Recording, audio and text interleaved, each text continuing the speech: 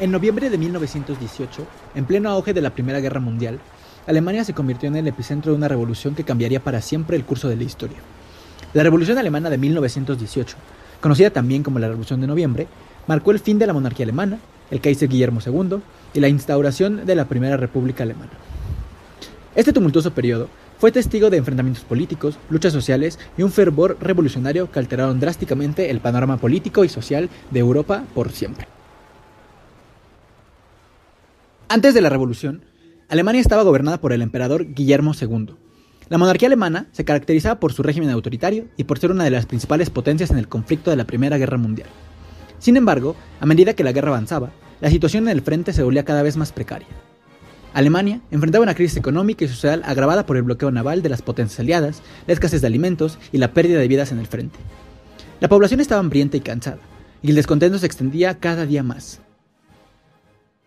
El detonante de la Revolución Alemana fue la revuelta de la marinería en Kiel el 3 de noviembre de 1918. Este evento se extendió rápidamente a otras ciudades, incluida Berlín, donde las manifestaciones y las huelgas se multiplicaron. La principal fuerza política de la oposición en ese momento era el Partido Socialdemócrata de Alemania, el SPD, que abogaba por una transición hacia una república democrática. No obstante, a medida que la revolución se intensificaba, comenzaron a surgir tensiones dentro del SPD. La facción revolucionaria del partido, liderada por Rosa Luxemburgo y Karl Liebknecht, abogaba por un enfoque más revolucionario y una ruptura con el gobierno de coalición. La Revolución de Noviembre representó una fractura entre los socialdemócratas moderados y los revolucionarios. A pesar de esto, la monarquía alemana se tambaleaba. El Kaiser Guillermo II abdicó el 9 de noviembre de 1918, marcando el fin de la monarquía y el inicio de la Primera República Alemana, pero dando inicio a un conflicto político que terminó enfrentando al Partido Socialdemócrata de Alemania y la Liga Espartaquista, fundada por Rosa Luxemburgo y Karl Liebknecht, que buscaba una revolución socialista más radical. A medida que la revolución se desarrollaba, el conflicto entre el SPD y la Liga Espartaquista se profundizaba. Mientras las masas revolucionarias formaban consejos de trabajadores y soldados convencidos de la necesidad de derrocar al sistema capitalista, el SPD, liderado por Friedrich Ebert, había asumido el papel central en el gobierno, con Ebert como el nuevo presidente, y ahora buscaba frenar la revolución a toda costa para consolidar su poder y defender los intereses capitalistas. A medida que la clase obrera se organizaba y huelgas generales estallaban por toda Alemania, la contrarrevolución se volvía cada día más violenta. La lucha por el control de Berlín y el poder político desencadenó enfrentamientos armados en las calles. Rosa Luxemburgo y Karl Liebknecht proclamaron la República Socialista Libre de Spartacus en Berlín en enero de 1919, lo que llevó a un enfrentamiento directo con el gobierno socialdemócrata de la República de Weimar, que movilizó a las fuerzas paramilitares de extrema derecha conocidas como los Freikorps, compuestos por mercenarios que buscaban detener la expansión del comunismo a toda costa, y que desempeñaron un papel crucial en la represión. Alemania se vio atrapada en una espiral de violencia y conflicto político. La situación culminó en enero de 1919, cuando Rosa Luxemburgo y Karl Liebknecht fueron arrestados por las fuerzas gubernamentales. Poco después, ambos fueron asesinados por miembros de los Freikorps, marcando un trágico episodio en la Revolución Alemana, que poco después sería aplastada por la tradición socialdemócrata y el capitalismo europeo. La Revolución Alemana de 1918 no logró establecer un régimen socialista en Alemania, pero dejó un legado duradero. La derrota de las fuerzas revolucionarias y la movilización y papel central que jugaron los Freikorps allanó el camino para el ascenso de Adolf Hitler al poder. Como dijo Karl Marx, a media revolución le sigue una contrarrevolución completa. La Revolución de Noviembre marcó un hito en la historia del mundo y la lucha de clases por todo el resto del siglo XX. A pesar de su derrota, la valentía y el compromiso de figuras como Rosa Luxemburgo y Karl Liebknecht continúan siendo recordados como un símbolo de lucha por un mundo más justo y equitativo.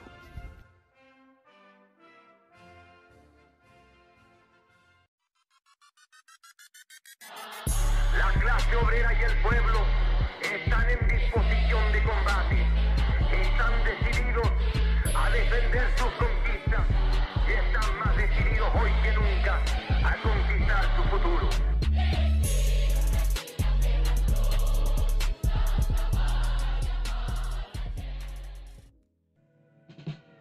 Muy buenas tardes, sean todos bienvenidos a otro episodio más de Radio Revolución. Hoy estaremos platicando un poco con la diputada Susana Prieto acerca de la lucha por la reforma, por la jornada laboral de 40 horas. Mi nombre es Freddy Fernández y me gustaría que la diputada se presentara con un poco de su trabajo. Hola, soy Susana Prieto Terraza, soy diputada federal de la facción parlamentaria de Morena y con mi trabajo es muy amplio, pero creo que me invitaron hoy a hablar exclusivamente de la iniciativa que presenté en el mes de octubre del año 2022 por la curiosidad de los que dicen que si estoy haciendo campaña con ella, pues no estoy haciendo campaña, se presentó en octubre del 2022 y es una reforma constitucional de gran calado, modificar la fracción cuarta del artículo 123 constitucional para que en lugar de que diga, como dice actualmente, que por cada 6 días de trabajo tendremos un día de descanso, que diga que por cada 5 días de trabajo tendremos 2 días de descanso con pago íntegro, lo cual automáticamente en una interpretación armónica de la fracción primera del propio artículo 123 constitucional hace que siendo la jornada máxima de 8 horas diarias y laborando solo 5 días, se disminuya la jornada laboral de 48 horas semanales a 40. Si no me equivoco, o sea, digo, la verdad es que es algo muy importante el derecho de los trabajadores, al horario laboral y sabe, a su tiempo lúdico, es una lucha que ha estado, o sea, que hemos tomado los trabajadores desde, pero siglos y siglos y siglos atrás. Tan así que, si no me equivoco, esta ley, o sea, la jornada laboral en México no se había modificado en casi un siglo, ¿verdad, diputada?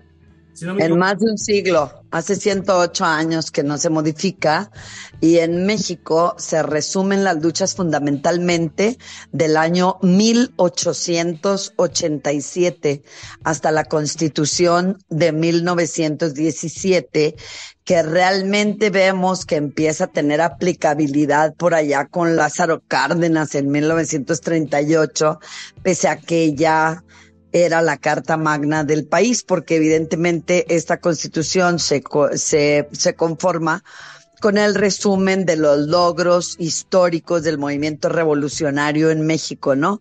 Que fundamentalmente fue organizado por trabajadores del campo, que Sí. laboraban 16 horas diarias o de sol a sol, como decían ellos, y evidentemente se sumaron a todas estas luchas alrededor del mundo, entre las que destaca, por ejemplo, en América Latina, la de Chicago, por una jornada laboral, por una distribución del día en 8 horas de trabajo, 8 horas de descanso y 8 horas para disfrutar, como usted lo llama, del tiempo lúdico, de la forma que mejor le viniera en gana, estudiando, leyendo poesía, haciendo el amor, lo que usted quisiera. 8 horas, 3 ochos, pero resulta que, como toda revolución, pues se recoge esta inquietud, se plasma en la Constitución, y al no tener quien vigilara su cumplimiento, pues ha ido degenerando hasta la fecha. Por ejemplo, le pueden decir los guardias de seguridad con jornadas laborales de 12 horas diarias, sin día de descanso semanal. Muchas maquiladoras en el estado de Coahuila y Tamaulipas laboran jornadas laborales de 12 horas en la industria, en la maquiladora, de lunes a domingo, porque los obligan a laborar tiempo extraordinario. Muchas secretarias de médicos y de abogados inician sus jornadas laborales a las 9 de la mañana y las terminan a las 9 de la noche para que haya quien atienda el changarro. Luego, para decir que laboran 8 horas, les dan 2 o 3 horas de comida, una cosa así verdaderamente escandalosa, porque nosotros debemos entender que la jornada laboral inicia desde que nos ponemos a disposición del patrón, y eso es a partir de que suena el despertador en la mañana. Sí, ¿no? Luego tenemos, o sea, justo yo soy del norte de México, de Coahuila, tengo muchos compañeros que vienen del centro del país, ¿no?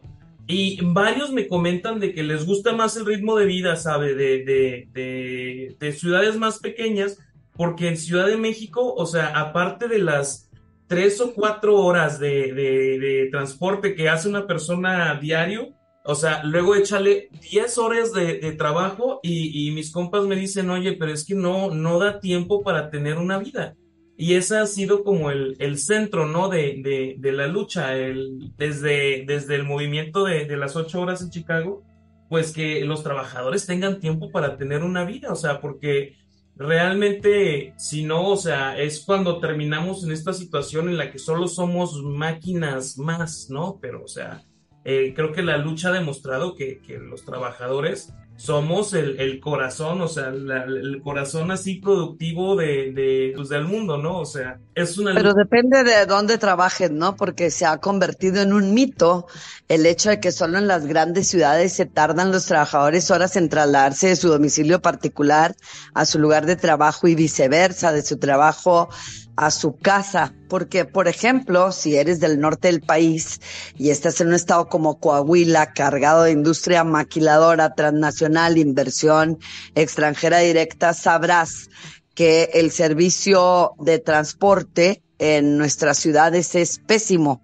Ello y además la producción que no debe parar ni un solo minuto en las empresas de los grandes explotadores del hombre por el hombre, que son las empresas transnacionales, ha generado como consecuencia que se renten transportes especiales que normalmente están en pésimas condiciones, y eso aunado al hecho de que no consiguen suficiente mano de obra en los lugares donde están establecidas. Por ejemplo, en Ciudad Juárez, Chihuahua, vemos que ya hay transporte y que llevan personal desde Ascensión, Chihuahua, hasta San Jerónimo, ¿no? En un parque industrial que está por ahí. Y los trabajadores tardan 3 horas en trasladarse de Ascensión a San Jerónimo y de San Jerónimo a Ascensión. Entonces tienes que sumarle a su jornada de 12 horas, 6 horas más por el traslado y son 18 horas. ¿Cuándo duermen esos trabajadores? Ya ni siquiera cuándo viven, cuándo duermen esos trabajadores. Entonces, hablar en una diferenciación entre lo que es una gran metrópoli y lo que tardas en trasladarte. Yo, por ejemplo, si utilizo el metro en Ciudad de México, en menos de 20 minutos estoy, y eso que estoy en la Cámara de Diputados al otro lado de la ciudad, por donde vivo en Ciudad de México. Si me voy en el metro en el norte del país, no tenemos esas ventajas de ese transporte o de esa movilidad de primer nivel. Entonces yo no me atrevería a decir que solamente en las grandes ciudades se tarda 1 hora en llegar a su trabajo o de trabajo a su casa. A mí me parece que esto es un problema que sucede en las grandes ciudades y en las pequeñas, por diferentes causas, pero es lo mismo. No, sí, por supuesto. Digo, no por nada somos según la OCDE, el país que más horas trabaja a la semana del mundo, ¿no? O al menos estamos entre los que más trabajan. Y aún así, con salarios, paupérrimos, con condiciones de trabajo malísimas. Entonces, el mito meritocrático de los conservadores, de échale ganas y todo va a salir, o sea, la verdad es que tenemos algunas de las personas más trabajadoras en el mundo y también tenemos algunas de las peores condiciones del planeta. Entonces, pues definitivamente ahí es cuando queda claro, ¿no? Que se necesita hacer algo, o sea, que las mejoras laborales no suceden como por sí mismas, sino que tenemos que estarlas apoyando, luchando por ellas, defendiendo para que esto pueda avanzar, porque pues la verdad es que las condiciones sí son malísimas. No sé qué opina usted acerca de eso. Sí, son muy malas las condiciones laborales. En México, por ejemplo, se estancó el crecimiento del salario mínimo por 36 años. Desde 1982, que iniciaron los gobiernos neoliberales, hasta el 31 de diciembre del 2018, porque esta situación empezó a revertirse a partir de que asume el poder Andrés Manuel López Obrador como presidente de la República, y a partir del 1 de enero del 2019 aumenta el salario mínimo en un 100%. Durante todas estas décadas, casi 4, los organismos empresariales, que a diferencia de las clases trabajadoras, ellos sí se organizan y hasta tienen un mismo librito de cómo explotar cada vez más recalcitrantemente a la clase trabajadora, a diferencia de los trabajadores que no se organizan, no se informan sobre sus derechos, no luchan y demás. Pues bueno, yo creo que esta situación con la patronal fue bastante lamentable. No, hablando en términos de pesos, porque si tu audiencia es de jóvenes, pues la raza tiene que entender que no estamos hablando de la trascendencia de los aumentos de los salarios mínimos. Iban de 2 a 7 pesos y solo un año, en 36, aumentó 7 pesos diarios. Se volvió una constante que aumentara entre 1.70 y 2.50 pesos diarios por año el salario mínimo, con muchos mitos que vivimos provenientes de quienes, por supuesto, mueven la economía del país, que son los dueños de los dineros, los empresarios, a través de quienes, de los políticos que son sus sirvientes. A través de ellos se generó el espejismo de que si nosotros aumentábamos el salario mínimo, luego entonces el país se iría a la quiebra y se dispararía la inflación. Pero el presidente de México demostró desde el primer año en que tomó las riendas del país que toda esta infamia de la que se nos hizo objeto en este país durante 36 años para justificar el no aumento del salario mínimo, luego entonces era falso, era mentira. Ahora nuevamente arremete la clase patronal con esta nueva iniciativa donde queremos reducir la jornada laboral de 48 a 40 horas para decir que no tenemos productividad, porque no hay capacitación, a culpar la educación del país, que el país no le da educación ni a jóvenes ni a viejos y por lo tanto no hay productividad. Pero la Ley Federal del Trabajo es muy clara, la capacitación y el adiestramiento de los trabajadores debe correr a cargo de la patronal y no del Estado. Sí, pues por supuesto, y es muy importante, o sea, los avances que han habido en materia de derechos laborales en México en este último periodo, ¿sabes? O sea, se notan de una manera muy importante, porque justo yo entré al mercado laboral, o sea, antes de que ocurriera la reforma del outsourcing, muchos de mis compañeros trabajaban por outsourcing y nos tenían, ¿sabe? Cotizando como el mínimo, el salario mínimo en el IMSS, ¿sabe? Con todas estas instancias. La reforma de la ley de outsourcing sí nos ha beneficiado y creo que no solo eso, sino varias experiencias que han ocurrido recientemente, como con la victoria de este sindicato independiente en GM Silao y por supuesto la lucha de los trabajadores de la maquiladora en Tamaulipas. O sea, creo que dejan claro que sí estamos como frente a una nueva época, a un nuevo proceso, sabe, de luchas por los derechos de los trabajadores, que la verdad es que sí está teniendo un efecto pues muy importante hacia dónde está yendo el país, o sea, en el sentido de que está tomando como un papel, un rol muy importante y estamos poniendo como todos atención justo a lo que se legisla en tema de reformas laborales. Entonces, en ese sentido creo que sí es muy bueno y es muy oportuno el hecho de que ahorita estemos dando la lucha por esta reforma. Creo que es una propuesta buenísima y la verdad es que, o sea, sí es algo que debería de estar haciendo mucho más ruido entre la clase trabajadora. Deberíamos todos estar como muy al pendiente de lo que está ocurriendo ahorita en San Lázaro. Sí, pero lo que debemos cuestionarnos en ese sentido es qué es lo que hace ruido en este país para la clase trabajadora. Con trabajadores con salarios sumamente precarios, a lo único que pueden acudir es a las grandes televisoras, y yo creo que no has visto nada de la reforma que propuse desde octubre del 2022 a la fecha, ni en Televisa ni en TV Azteca, que son las fuentes de información de la clase trabajadora en este país. Por lo tanto, yo creo que las izquierdas, los partidos políticos, las asociaciones civiles, las ONGs deberían de activarse más para que efectivamente esta iniciativa permeara, pero yo he visto, por ejemplo, notas de la izquierda atribuyéndole la reforma a Movimiento Ciudadano, y es verdaderamente vergonzoso que se digan de izquierda y que ni siquiera sepan quién planteó la reforma, ¿no? Porque es una reforma de Morena y es una reforma que planteé yo.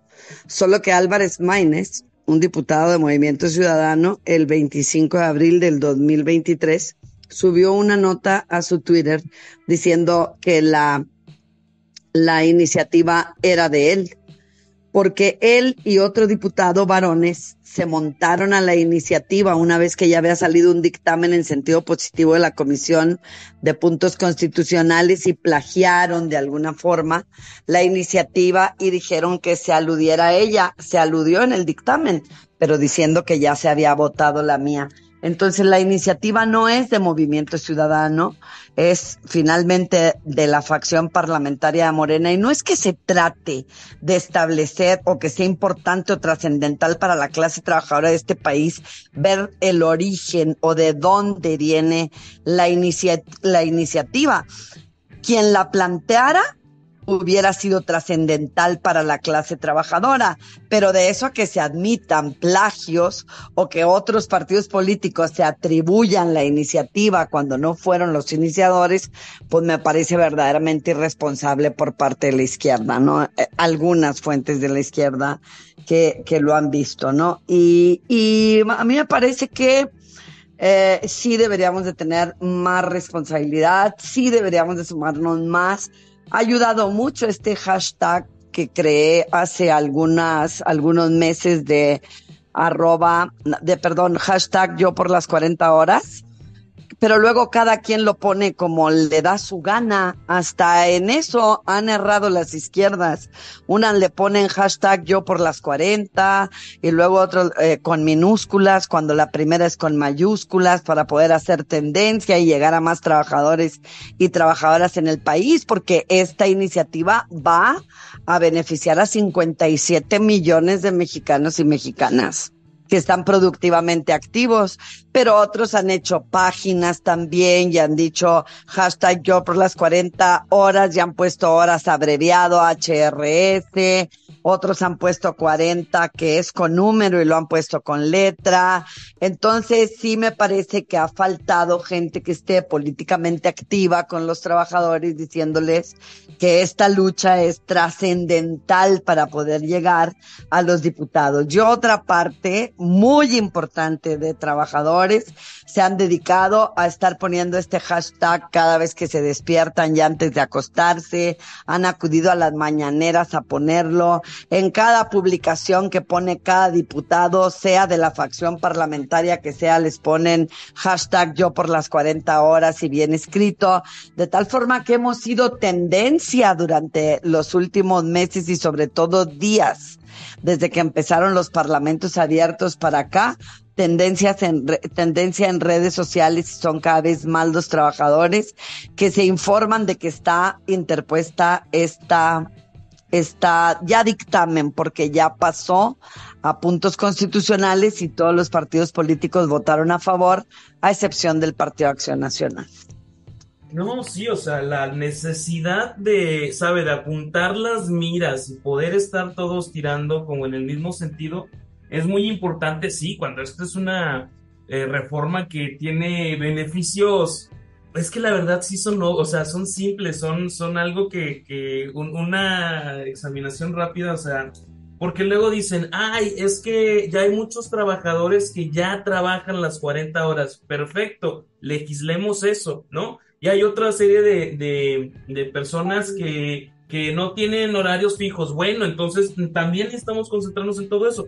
E inclusive hasta las críticas, ¿no?, que se plantean, apuntan a la necesidad de estar legislando acerca del tema de la jornada laboral. Entonces, sí es muy necesario que estemos apuntando las miras en el mismo sentido, y para eso me ha parecido muy interesante ver el proceso de las mesas de trabajo y del Parlamento abierto, porque justo no, o sea, han salido como toda esta serie de comentarios, de críticas, de la idea de que, ay, tiene que ser un proceso así proceso lento y progresivo, etcétera, pero creo que lo que hemos visto ahora con el aumento al salario mínimo sabe, con otras reformas, es que se puede hacer de una y necesitamos hacerlo de una. Eso sí es como una prioridad que tenemos ahorita. Cuéntame un poquito de lo que ha escuchado y lo que ha visto en el Parlamento abierto. Me parece muy interesante.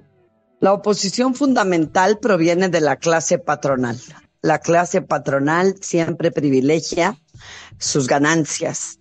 Y ahorita se está hablando, aparte de la baja productividad, de los costos que va a implicar para el sector empresarial implementar esta reducción de la jornada laboral, por una parte, y por otra, que la Organización Internacional del Trabajo advierte que este cambio o reducción de la jornada debe ser paulatino. Y pues sí, debía ser paulatino, pero la OIT lo dice desde 1962 y hasta ahorita se asumió la necesidad de la reducción de la jornada laboral, y yo estuve pensando fundamentalmente en atacar las causas de la inseguridad. Los niños están creciendo solos. Las jornadas extenuantes de trabajo son para papá y mamá. No hay nadie quien acompañe en la educación, en el crecimiento, en el desarrollo, hasta para saber con quién anda y qué compañías, como cuando yo, que ya estoy vieja, estaba niña, ¿no? La mamá siempre estaba pegada a la ventana. Algunos les decían chismosas, pero normalmente estaban cuidando a sus hijos. Y yo recuerdo que mi mamá me decía, ¿quién es el niño de la camisa verde? No vive aquí, no es de la cuadra, ¿de dónde llegó? Por ejemplo, esas cosas son importantes. Desde que primero, cuando llegaron a finales de los 60 a Ciudad Juárez, Chihuahua, las maquiladoras nos engañaron con el petate del muerto y nos dijeron que las mujeres éramos la mejor mano de obra del mundo, que éramos mucho más rápidas que los hombres, que sin las mujeres la industria no iba a salir adelante, y nos sacaron de nuestras casas. Después nos precarizaron los salarios para que entonces saliera la mujer y el hombre. Dejaron sin mano de obra al campo y entonces nos tuvieron a los hombres y a las mujeres trabajando por salarios miserables en la industria maquiladora, que realmente no alcanzaban ni para mal comer. Hasta antes de que llegara Andrés Manuel López Obrador. Tan es así que se disparó a 60 millones de mexicanos y mexicanas los pobres que vivían en pobreza extrema. Entonces, es muy importante que los jóvenes sepan que los derechos que no se asumen y por los que no se lucha se van perdiendo. ¿Cómo es posible que en 1917 nuestra Constitución acoja la jornada máxima de 8 horas diarias y que ahorita, 108 años después, estemos hablando de que no hay quien nos ofrezca un trabajo inferior a una jornada de 12 horas diarias? Vamos en retroceso. Necesita haber otra revolución. Por ejemplo, pues Morena, que mucha gente de la izquierda tampoco está de acuerdo en que sea de izquierda, porque evidentemente entre la gente de izquierda tenemos de izquierda radical, ¿no?, y moderada. Pues muchos de ellos dicen, bueno, no, que pertenecer a un partido político. A mí me han acusado de haber traicionado a la izquierda por haber aceptado una diputación, de haber vendido a los trabajadores por haber aceptado una diputación. Me parece que si Susana Prieto no hubiera llegado a ser diputada federal, jamás se habría planteado la iniciativa de la reducción de la jornada laboral de 48 a 40 horas. No importa que haya sido tema desde hace siglos. Hubo una diputada que lo planteó y se llama Susana Prieto, y de activista en defensa de los derechos humanos y laborales de los trabajadores, brincó a diputada federal, y no fue Tereso Medina como diputado federal, que es el gran líder de la CTM, que ha estado por siglos siendo diputado y que jamás había planteado ninguna iniciativa en favor de la clase trabajadora. Deberíamos de festejar que llegaran más diputados que representaran a las clases invisibilizadas, a las grandes mayorías del país, para modificar las leyes, para mejorar los salarios y las condiciones de vida. Y cuando logramos que eso pase, lo criticamos en lugar de aplaudirlo y en lugar de difundirlo. Entonces es muy importante que todos los trabajadores, sobre todo los jóvenes, sepan. ¿Por qué los jóvenes? Ustedes son otra generación. Yo tengo, por ejemplo, trabajadoras que conozco desde hace 40 años y siguen trabajando en Convertors en Ciudad Juárez, Chihuahua. 40 años. ¿Y sabe de qué se quejan? De que ganan menos que los nuevos. Es que ustedes son la generación que viene empujando. Los jóvenes entran 3 horas a trabajar a Convertors, se quitan la bata y la avientan en la máquina y les dicen, váyanse mucho a la chingada. Yo lavando 3 coches en la calle, saco lo que ustedes me pagan aquí por esta refriega, que es una jornada laboral industrial. Y la señora que tiene 40 años trabajando en la maquila no lo hace, aun y cuando gane menos. ¿Por qué? Porque nos han enseñado efectivamente, como usted dice, que entre más trabajamos, más ingresos vamos a tener, pero nos han domesticado. En 40 años ya era suficiente para que la señora entendiera que no es cierto que entre más trabajamos, más dinero generamos. Esa es una trampa del explotador para tratar de alguna forma de mantenernos oprimidos siempre. Y eso no lo inventé yo tampoco. Ahí está. Entonces hay que difundirlo entre los jóvenes. Y cada vez se vuelve más difícil distribuir información trascendental y que comprometa el pensar entre los jóvenes, porque cada vez son más jóvenes los que odian la política, los que odian los sindicatos, los que odian a aquellos que pueden representar sus derechos y ayudarles a salir adelante. ¿Por qué? Porque se van al análisis histórico de las cosas. Porque si he tenido puros diputados del PAN y del PRI en su gran mayoría que han sido un bodrio, ¿por qué los de Morena van a ser diferentes? Y a veces ni se asoman. ¿Por qué si hasta ahora he tenido siempre un sindicato que solo me ha robado las cuotas sindicales, voy a creer que hay una corriente de sindicalismo libre, independiente, democrático y auténtico que sí va a representar los derechos de los trabajadores? No, son la misma mugre. Y entonces están sustrayéndose de algunas herramientas políticas y organizacionales que podrían ayudarles a salir adelante, precisamente porque no son ellos quienes se están involucrando y generando honestidad tanto en los políticos como en los líderes de los sindicatos. No, hombre, sí es importantísimo. Una anécdota personal, diputada. Mi hermano, sabe, ingeniero joven, recién egresado en la ciudad de Monterrey, con un trabajo que le pagaba relativamente bien, pero sí se aventaba, sabe, sus 5 horas de traslado todos los días, y luego aparte su turno de, sabe, de 12 horas, aparte con el teléfono de la empresa de te vamos a estar marcando en la noche todavía y los fines de semana para estarte buscando. Entonces la verdad es que no pudo y terminó saliendo del país.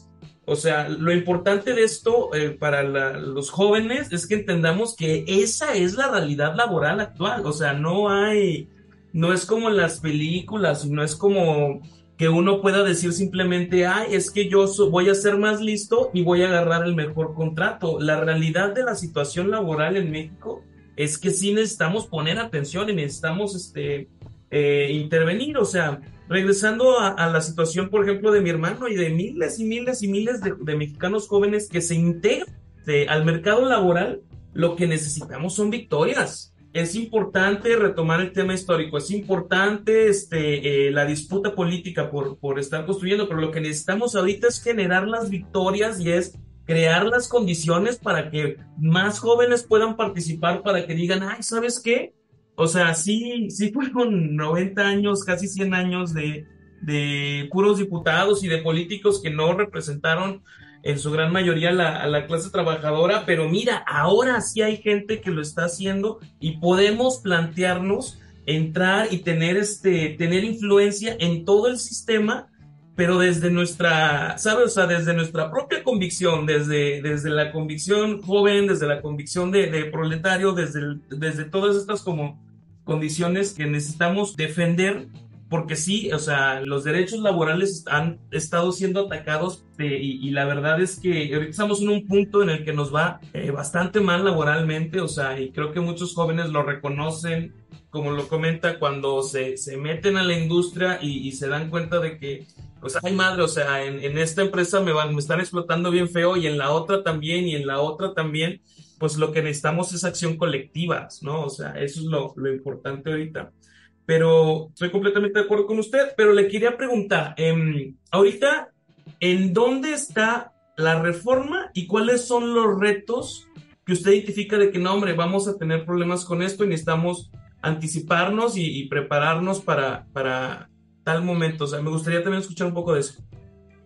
Mira, este próximo lunes 6 de noviembre a las 5 de la tarde estamos convocando a todos los trabajadores y trabajadoras del país, jóvenes, medio jóvenes, viejos, muy viejos, no importa, toda persona que tenga una relación obrero-patronal, a que vaya a las instalaciones de la Cámara de Diputados. Por supuesto que será fuera, sí, pues si será fuera, no podrán ingresar a la Cámara de Diputados, pero es importante que ya empiecen a pronunciarse. A raíz del Parlamento abierto que se aperturó, bueno, ya pasó la iniciativa, ya es dictamen. Como te dije anteriormente, la mayor parte de los partidos políticos la votaron a favor, menos el Partido Acción Nacional. Ahorita está en mesa directiva. ¿Por qué nos fuimos a parlamentos abiertos? Porque la Suprema Corte de Justicia de la Nación está regresando todas las iniciativas que no fueron suficientemente discutidas y socializadas. Por eso, Ignacio Mier, presidente de la facción parlamentaria de Morena en la Cámara de Diputados, lo vio conmigo, que soy la iniciante, y me dijo, oye, abramos este parlamento abierto. Invitemos a los patrones, escuchémoslo, digamos lo que tienen que decir, a la clase trabajadora, a los científicos, a los investigadores, a los académicos, a los expertos, para que luego la Corte no vaya a decir nada. Sí, ahorita está en la Cámara, en la mesa directiva. La mesa directiva, el 13 de noviembre, termina el Parlamento abierto. Va a estar en condiciones de pasarlo al Pleno de la Cámara de Diputados. Es una reforma constitucional y necesita la votación de las 2/3 partes de los diputados de todas las facciones parlamentarias. Si el PAN vota en contra y el PRI, el PRD y Movimiento Ciudadano sostienen su voto a favor en la Cámara de Diputados, no necesitamos al PAN y pasará a la Cámara de Senadores. También en la Cámara de Senadores tienen que votar las 2/3 partes de los senadores. Y luego irá a 17 congresos estatales que tendrán que votarla por mayoría. Eso es el constituyente, y solo el constituyente puede reformar la Constitución. Esta es una reforma de gran calado y también tiene una gran dificultad, pero nunca antes. Bueno, sí la había tenido porque el PRI había tenido mayoría en todo y pudo haberla hecho, pero ni el PRI ni el PAN han visto en beneficio de los trabajadores, por lo menos durante las últimas 5 décadas.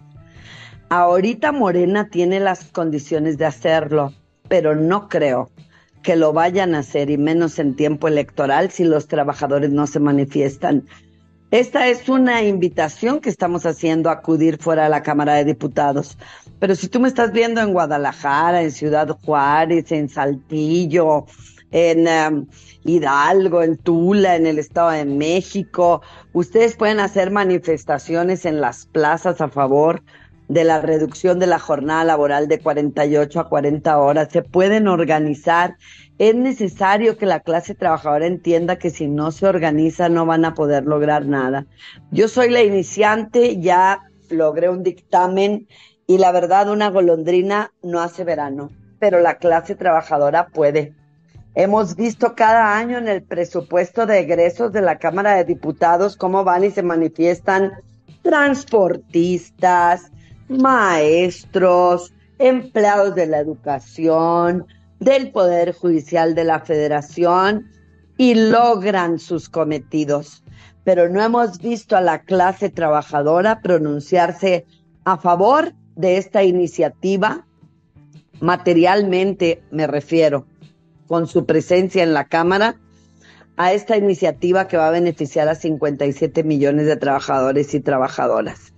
Es fundamental que quienes vivan en Ciudad de México y en la zona metropolitana se den cita ahí. Bueno, a las 5 empieza el Parlamento, pero si ustedes quieren ir desde las 9 de la mañana, Si hay otros trabajadores que se organizan y dicen, yo no puedo ir tan tarde, pero vayamos desde las 9, y otros contingentes a las 11, y otros contingentes a la 1, y otros contingentes a las 3, y se junten todos los contingentes a las 5, yo creo que esto quedaría bastante claro. Eso es para apoyar la iniciativa durante el Parlamento, pero lo decisivo, esto es como un cáliz, dicen allá en mi pueblo, como estar probando o hacer probaditas de la manifestación de los trabajadores, porque realmente el día que deben estar ahí y que si es necesario deben faltar a trabajar, es el día que se someta a votación en el Pleno de la Cámara de Diputados, para que tanto diputados federales como senadores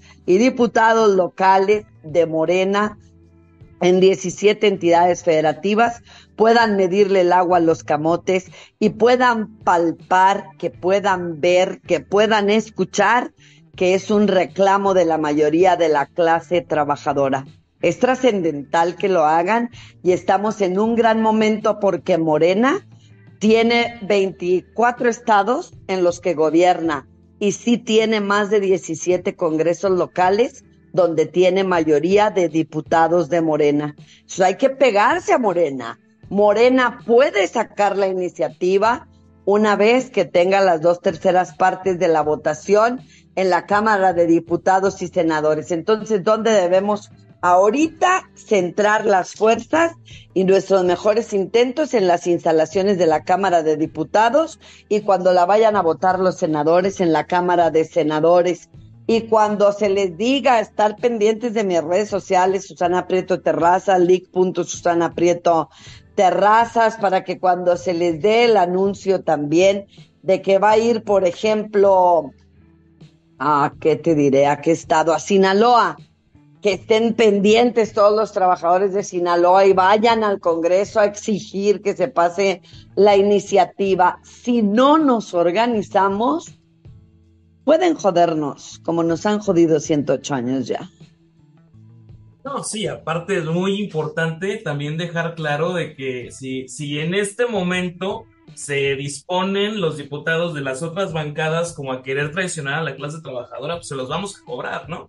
Y eso lo vamos a demostrar, o sea, eso se demuestra pudiendo organizar a la gente y justo acudiendo al Congreso. O sea, yo también creo que es muy importante que los trabajadores sepan que o sea, tienen poder, o sea, y tienen el peso para estar definiendo el curso de reformas como esta. Entonces sí es muy importante involucrarlos.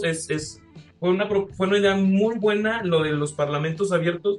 O sea, yo sé que usted ha tenido un acercamiento muy bueno con compañeros que están, ¿sabe? O sea, que están difundiendo, que están hablando con otras personas que están haciendo todo este trabajo. Y, o sea, todo lo que sea involucrar más a la clase trabajadora y a todos los trabajadores. Usted lo menciona, no se pueden meter todos a San Lázaro, pero si se preparan bien las condiciones y se hace un buen trabajo, ahí van a estar todos adentro, ¿no? Entonces sí hay que preparar eso, y pues por supuesto tenemos que dejar muy claro de que, o sea, y con el proceso del 24 de frente, o sea, lo vamos a cobrar. Si nos traicionan y si te hacen así algún paso en falso, o nos quieren dar largas, o sabe, cualquiera de los trucos que se pueden sacar estos de la manga, o sea, sabemos que son mañosos en ese sentido, pues no, o sea, nos vamos a cobrar el próximo año. Eso sí tiene que quedar muy claro, y pues por supuesto seguir agitando y seguir organizando. O sea, creo que esa queda como tarea para nosotros. Sabemos que usted va a estar defendiendo la reforma en el Parlamento, pero nuestra tarea es seguir organizando, seguir agitando, estar hablando con jóvenes acerca de la necesidad de defender y conquistar una reforma laboral por la jornada de 40 horas y adelante, ¿no? O sea, porque la lucha laboral no se va a terminar en la jornada de 40 horas, sino que hay muchos otros justo precariedades que se necesitan estar atendiendo. O sea, en realidad se ha socavado mucho el tema de los derechos laborales, como ya lo hemos mencionado, y pues necesitamos estar al pie del cañón y preparados pues, a la ofensiva, porque ya nos hemos dado cuenta, o sea, creo que ya queda muy, muy claro que estar como a la defensiva, en la resistencia, esperando a ver qué hacen y esperando a ver qué ocurre para reaccionar, pues desde la izquierda es una idea malísima, o sea, por eso se ha ganado, o sea, por eso han ganado como tanto terreno y ganaron tanto terreno las derechas, los conservadores, las patronales, sí, como todos estos grupos y todos estos intereses, porque nosotros somos quienes debemos estar a la ofensiva y debemos de estar organizados y planteando todas estas cosas. Entonces, en ese sentido, es un placer poder escuchar de el trabajo que está haciendo, poder escuchar de cómo va la reforma. Nosotros nos vamos a asegurar de que mucha gente pueda escuchar este podcast y pues le agradezco muchísimo, muchísimo su tiempo. Ha sido una conversación increíble. No sé si quiera comentar algo antes de que pasemos a terminar. Yo estoy a sus órdenes y pues invitar, ya que tu programa es de chaviza, a que se pongan las pilas. Ya va a poder haber diputados desde los 18 años, que a lo mejor yo en el fondo, pues voté a favor, pero no, se me harían como muy chavos, pero hay gente muy preparada a los 18, más preparada que yo. Entonces, pues sí, efectivamente hay conciencia de clase y hay chavos como tú y como varios de Alternativa Socialista que están pilas para voltear a ver a los invisibles. Yo no les digo vulnerables, les digo invisibles porque ningún gobierno neoliberal se había ocupado de ellos. Primero que nada, que difundan por todas partes que la derecha no muta. La derecha no se va a ir a la izquierda. Se puede infiltrar en la izquierda, pero una persona que tiene pensamiento de derecha siempre va a ser de derecha. Así que todos estos juegos estúpidos que traen por conducto de este personaje que crearon para ser la candidata del Frente Amplio por México, pues que no se traguen tonterías, ¿no? Porque, por ejemplo, hay mucha gente a la que ya le están diciendo que Xóchitl Gálvez va a impulsar que la ayuda a las personas de la tercera edad se dé desde los 60 años. Jamás en la vida cumpliría algo así la derecha. Nunca lo hizo y estuvo 12 años en el poder. ¿Por qué les vamos a creer? Ahora lo han criticado por siempre y solo en época electoral están diciendo estas situaciones de crear seguros médicos para los trabajadores, seguros de desempleo para los trabajadores, esto para los trabajadores, ampliación del seguro para los trabajadores, y cuando llega la hora de la verdad, por ejemplo, vota la reducción de la jornada laboral de 48 a 40, los cabrones dicen que no. Y ahí está la prueba. Esa prueba es la que debemos extender a lo largo y ancho de la República Mexicana, ahora que estamos previos a las elecciones, para que la gente entienda que solo quieren asustar con el petate del muerto, que no quieren ver por los más desprotegidos, que lo único que ambicionan es volver a llegar al poder para volvernos a chingar.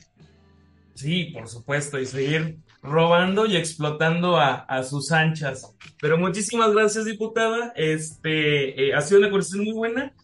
Y pues bueno, aquí nos despedimos. Gracias, que estén muy bien. Nos vemos. Esto ha sido otro capítulo más de Radio Revolución. Los esperamos en el próximo episodio. Muchas gracias. Antes de terminar, los invitamos a leer nuestra página web, donde encontrarán artículos como Ciudad de México, cerremos el paso a la derecha dentro y fuera de Morena.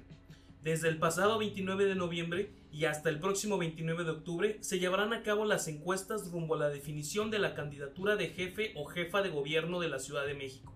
El 30 de octubre se dará a conocer quién representará a Morena en las elecciones de la capital del país, sin que las y los militantes de base tengan en sus manos dicha decisión, lo que ha abierto la puerta para que la candidatura de Morena sea ocupada por un elemento de derecha, que poco o nada se distingue de la derecha del PRI o del PAN.